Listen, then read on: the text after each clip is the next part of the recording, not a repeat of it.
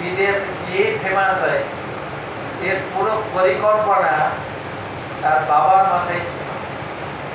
তার বাবা ছিলেন বড় বস্ত্র ব্যবসায়ী, স্বনামধন্য বস্ত্র ব্যবসায়ী, এবং তিনি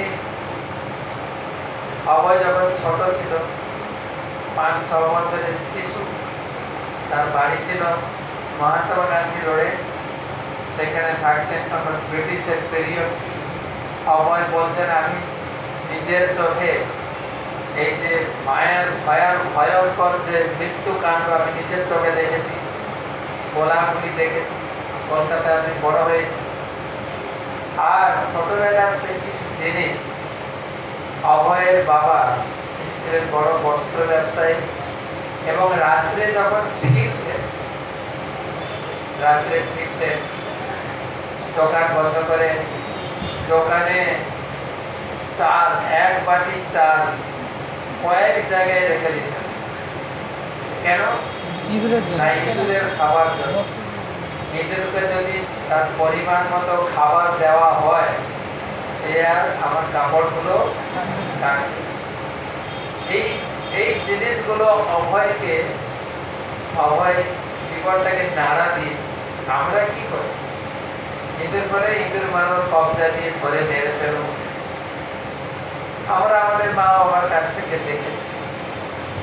অভয়ের বাবা মায়ের, বিশেষ করে বাবার কার্যকলাপ, মা অতটা ছিলেন, তিনি বিভিন্ন জায়গায় প্রচার করতে গিয়ে বেশি বাবার কথা বলেছেন। তার বাবা চেয়েছিলেন অভয় অনেক বড় ভক্ত হবে। তাকে মৃদঙ্গ শিখিয়েছেন, তাকে হারমোনিয়াম শিখিয়েছেন, তাকে ইংলিশ মিডিয়ামে পড়িয়েছেন এবং সেইভাবে মানুষ করেছেন। এবং তিনি বিভিন্ন সাধু সন্ত বৈষ্ণবদেরকে বাড়িতে ডেকে বৈষ্ণব সেবা দিতেন। আমরা বৈষ্ণব সেবা দিতে আগ্রহী, উনি ছিলেন বৈষ্ণব সেবা দিতে।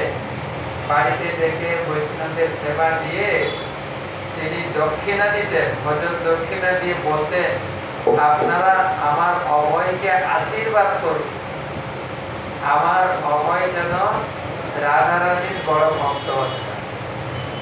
এই ছিল বাবার পুরো পরিকল্পনা আগে থেকে। যার ফলে তিনি ছোট থেকেই এই কৃষ্ণ ভক্ত হওয়ার জন্য, কৃষ্ণ নাম প্রচার করার জন্য যা যা দরকার তার বাবা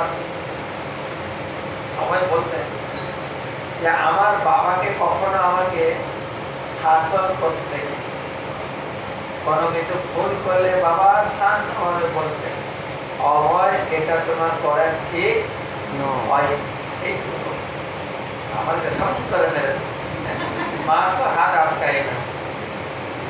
বাবা তো একটু দূরে দূরে থাকে, মাহা আর এখন তো একটা বাচ্চা তো মার খেতে খেতে ওর অবস্থা খারাপ।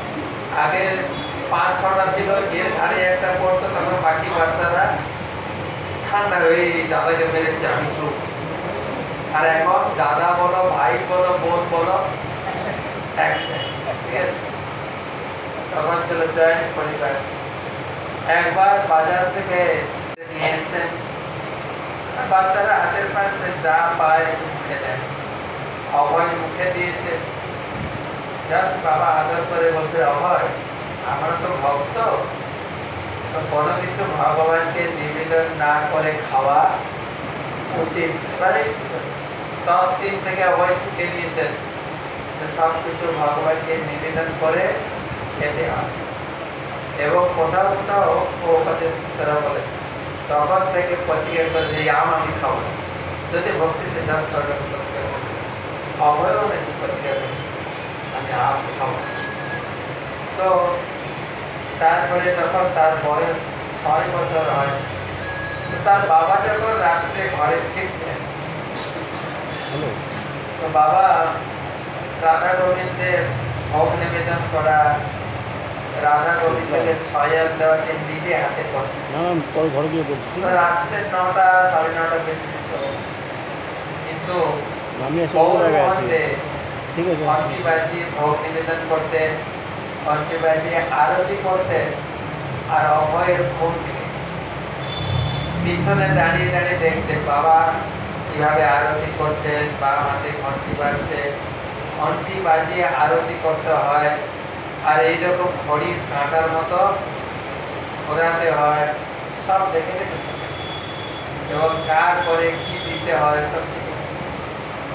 এবং যখন তার বয়স 6 বছর হয়, তখন বাবাকে বায়না ধরে, বাবা আমাকে ঠাকুর কিনে দেবে, তোমার মতো আমি পূজা করব। তো বাবা তাকে ঠাকুর কিনে দিয়েছিলেন এবং নিজে মন্ত্র দিয়েছিলেন।